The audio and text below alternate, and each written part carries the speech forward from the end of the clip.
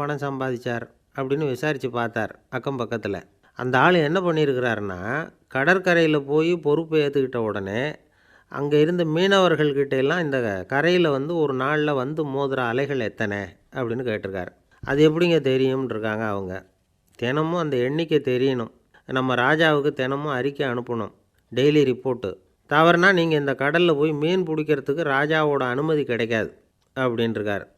உடனே மீனவர்கள்லாம் பயந்து போட்டாங்க. கடலுக்கு போகிறதுக்கு அனுமதி இல்லைன்னா பட்டினி கிடக்கிறது மாதிரி ஆகிடுமே.